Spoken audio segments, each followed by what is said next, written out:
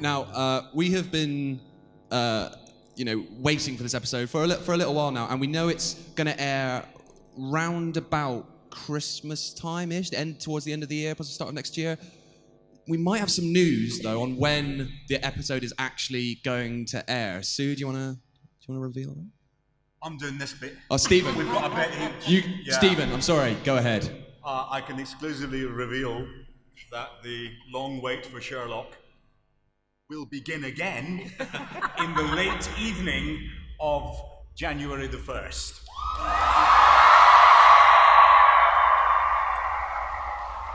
What year? You're applauding a date.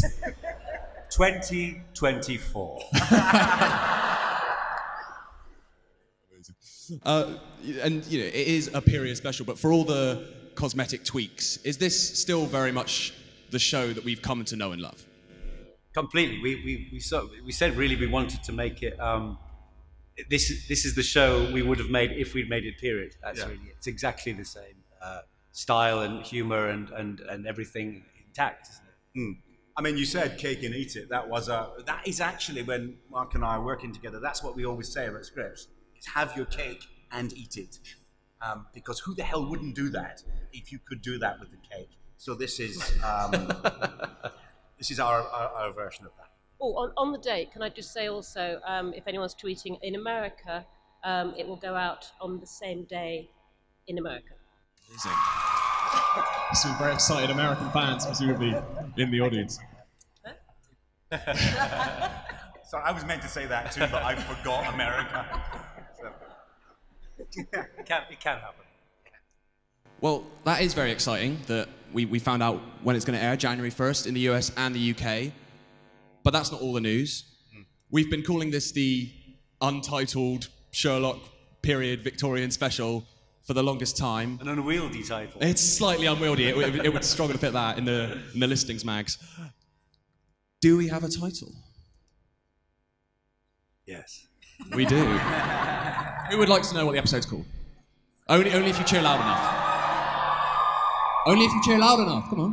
The special is called The Abominable Bride. The Abominable Bride. January 1st, 2016 on BBC One. So we've got the air date. We have the title, The Abominable Bride. Well done. Thank you. But we also have one more bit of news, I believe, which is that... I'm pregnant. No.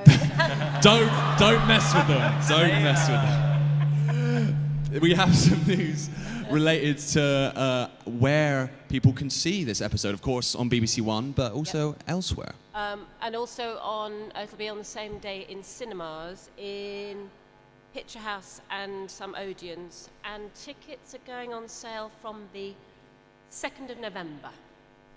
You can look on Twitter and things like that and get the tickets there. And in some other countries. Who's going to be spending their New Year's Day watching Sherlock on the big screen? I think that sounds like a pretty good way to spend January the 1st. Well, just a few more questions from me then. I mean, being transported back to the 19th century, we're going to see, as we saw Sherlock and John reinvented and Mary, Mark, are we going to see 19th century Mycroft? I think there's a fair chance. And not being very helpful, are we? were you sort of bewigged? Were you in an amazing costume? Can you tell us anything? Stop asking these questions. I want to get something out of you. The other thing that strikes me is that because it's unrelated to the regular Sherlock series, you could quite easily reintroduce Moriarty if you so wished.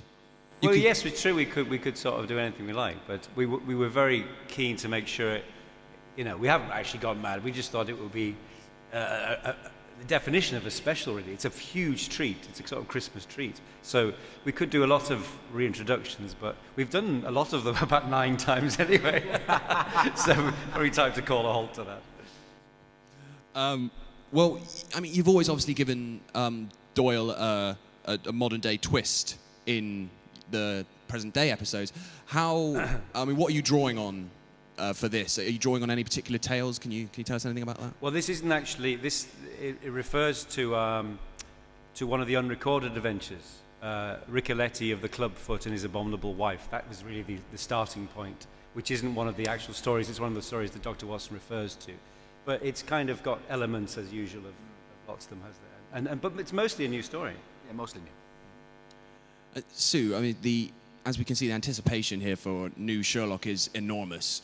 I mean, do you think that starving these people of such a wonderful show is a great way of building anticipation? It clearly seems to work. I mean, we don't do it on purpose. No, of course not. honest. No, everyone's very busy. But also bear in mind the next series that we do, we'll be shooting next spring. So Is anyone excited for Series 4? So it might be the Yeah. It might be the shortest gap ever. You never know. Wow. Might not. So. I believe you've actually started writing Series 4. Someone tweeted a picture of you, Stephen, I think. Yeah. Someone. Someone did. Yes. We're both writing right now. That's what we're working on.